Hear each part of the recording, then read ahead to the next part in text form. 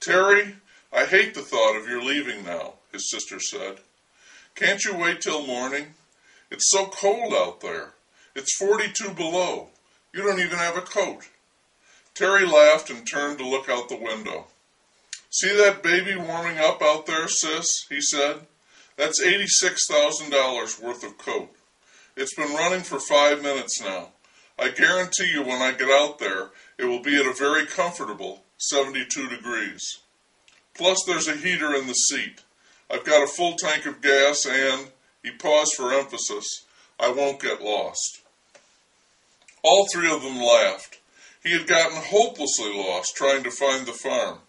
Jeff had driven out to meet him at the store he'd called from and led him back. "It's still mighty cold out there," Jeff said seriously. "You be careful." "Will do," Terry said. "Time to go." "Call us tomorrow night," his sister said, "when you get in." "Okay," he said, kissing her cheek again. "I will. Bye, sis." "Bye, Jeff. Tell the kids Uncle Terry said goodbye." He stepped out the door that Jeff opened and started walking to the car. He skipped the last few steps, his tie flapping along with his suit jacket. It was cold, really cold, positively hellacious. It made him think of the phrase bone-chilling, and he was sure that he had never been exposed to such intense cold, nothing close. A coat, hat, scarf, mittens, all would have made sense, but he didn't own any, living in Galveston. Nothing lined or warm, just a raincoat. It didn't matter. He didn't plan on spending too much time outside anyway. Like on a business trip, he spent his time in airports and motels, this time with the addition of the car. All warm environments. He opened the car door, amazed at how cold the metal of the handle was. But he had been right. It was toasty inside. He sat down, closed the door, locked it, fastened his seatbelt, and felt the warmth surround him. All was well. He flicked the switch for the lights, put the car in gear, tooted the horn, saw Nancy and Jeff waving in the window, could almost see the concern he knew was on his sister's face as he backed the car out of the long driveway, down to the road. It was a clear night out, with nearly a full moon and a sky so full of stars it seemed unreal. Jeff said it was the Milky Way. Looking up, you could see right into the galaxy. Jeff said sometimes they could see the aurora borealis, the sky on fire. Galveston didn't have a sky like that at night, and the silver moon and millions of stars seemed frozen, like bits of ice in the pitch-black sky, almost a function of the crystal coldness instead of the absence of city lights. The man turned on his radio and hit the scan button, but he was too far out in the country for clear reception on any channel. The radio raced around its band in empty circles. Imagine that. He had brought a tape with him, and now he fished it out of the glove compartment and put it in the slot, music by Dire Straits. The first song began and the man relaxed, tapped his fingers on the steering wheel, and settled into the rhythm of driving, knowing he had nearly 2 hours of road ahead of him. It was unusual for him to drive along such remote, narrow roads with no traffic and no streetlights, and he had to pay attention to his directions so he wouldn't make a wrong turn, miss Minneapolis, and wind up in Utah. But he didn't mind the drive. He liked driving, enjoyed the solitude, the music, the feel of the car. It was familiar to him, even though it was a rental, because it was the same model BMW he leased in Galveston, only 1 year newer. It even came with a car phone, which he appreciated because he was never comfortable if he was separated from a phone by more than a step in the reach of his arm. His livelihood depended on the phone. Just then, on an impulse, he picked up the phone and punched out his sister's number. She answered on the first ring, as he had known she would. "It's me," he said, chuckling. "Did I wake you up?" "No, we're still in the kitchen," she said. "Everything's fine," he said. "It was really great seeing you, sis. Jeff's right. We should do it more often." "Good to see you too," she said. "Okay," he said. "I'll give you a ring tomorrow night. Say, there goes a moose." "Good night, Terry," she said. "I mean it, sis. It just passed me. It must have been doing 80. "Good night," she said. He laughed again. "Night. Thanks." He put the phone back in its rack and smiled, picturing his sister telling Jeff about her nutty brother being passed by a moose doing 80 out on the road. He started to think about the different choices he and his sister had made, but then a song on the tape caught his interest, and he began to sing along with it, pounding on an air drum and thinking of nothing but the road ahead. The car enveloped him with both warmth and familiarity. He was not a weak or frivolous man, not especially, but he did lack imagination. It was of no use to him, so he had never developed it. Therefore he could not envision the circumstances which might strip him of the comfort of his present cocoon. His life consisted of several cocoons, each as carefully designed and satisfactory as this expensive motor car.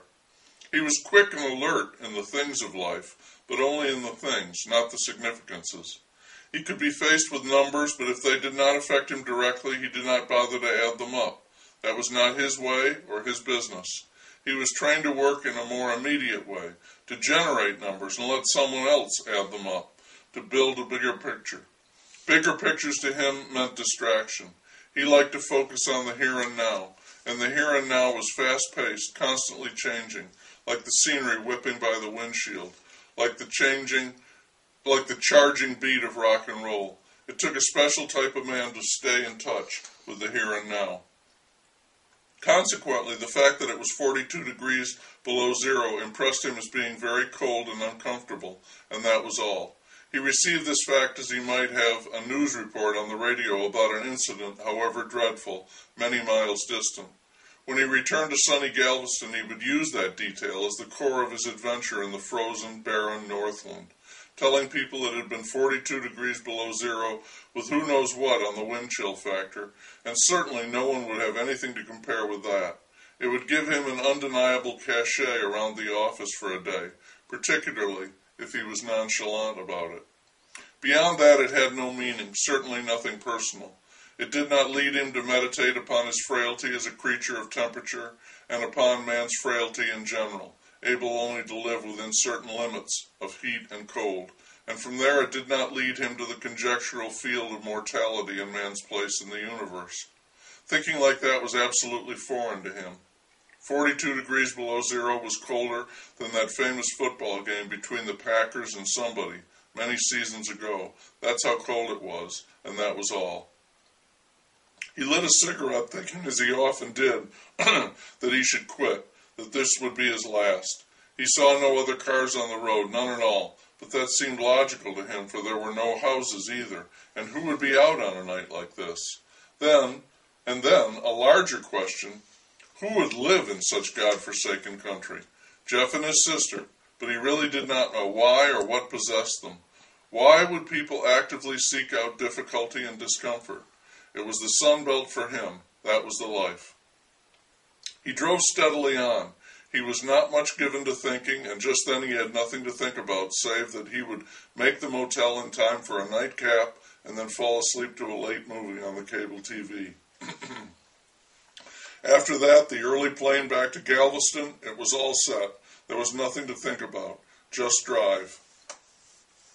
He was pleased with the speed he was making, certain that he would be at the motel by 9, when a dark shape darted across the road in front of him, a blur in his lights. He tapped the brakes and swerved to the shoulder, both actions slight and measured, but the back end of the car unexpectedly slid out, and he lost control, and the car continued to hurtle forward. He remained calm, spun the wheel rapidly into the slide. The car corrected, then overcompensated, and veered wildly the other way. But the speed was coming down, and there were still no cars coming. He had the road all to himself. It flashed through his mind that this was a good time for this to be happening, with no one else around. Fishtailing, the car slackened its speed, but then the front wheels must have hit a spot devoid of ice because they grabbed, and the car jerked sharply to the right, off the road. The man hit the brakes hard, and the car, skidding along the snowbank that verged the road, had almost stopped when it tapped its fender against a telephone pole. "Damn it," the man exclaimed, almost upon impact. Another foot, and he would have been free and clear. The rental agency would hold him liable for damages, and with those foreign cars, that could be a bundle, even for a slight tap. "Damn," the man said vehemently. Then he became aware that the engine had stalled. The headlights were out, and the Dire Straits tape was no longer playing. It was all quite abrupt, and the man was impressed with the sudden darkness and silence. Tremendous silence. He turned the ignition key off, then on, and got no response. He turned it again as if the problem might be something simple in the switch, but again nothing happened. Third time's a charm, he thought, but it wasn't. What an irritation! He was angry and cursed his luck again, aloud. He had wanted to make the motel by 9, and this would delay him. He didn't like delays or inconveniences. Inconvenience sucked. What if he was stuck and had to call for a tow? He groaned aloud at the possible snafu. Why wouldn't the car start? With a flicker of apprehension, he turned the key again. There was no response, only that total silence around him, and the apprehension immediately turned into a surge of rage that such a sophisticated machine would be rendered inoperative by an inconsequential tap like the one it had received. That was the trouble with too many of these clever gizmos today. They were over-engineered, too smart for their own good, he thought. And if one tiny thing in them went haywire, a molecule out of line in the microchip, you had to throw the whole thing away. It was useless. Of course, that's the way it was planned. That's the way the whole system operated. It didn't make sense to fix things anymore. He picked up the phone. His sister would be concerned, but he didn't know any other numbers to call. He doubted if they had 911 out here. But the phone was dead. "Damn it," he said again, hurling the receiver to the floor. But this time he was concerned. There was fear in his anger. No phone, the car dead, out in the middle of nowhere, off the road. He felt cut off, isolated. He tried to open the door, to step out and assess the damage, and it wouldn't open. Amazing. What the hell? In his mounting rage, he worked the handle again and again, then pounded on the door, but it remained locked. The other door, too. He cursed again, loudly, and then he felt the cold. The heat of the car had dissipated rapidly. He could see his breath. He was breathing hard. He took a deep breath and noticed that the windows were fogging up, but it wasn't fog, it was frost. His breath was turning to ice on the windows. He took stock and decided there wasn't much he could do anyway, so he would remain calm and wait until a car came along. He sat and waited and got colder and colder. He hiked his jacket up around his throat, plunged his hands into his pockets, but he was still cold and getting colder. 42 degrees below zero was beginning to make an impression on him.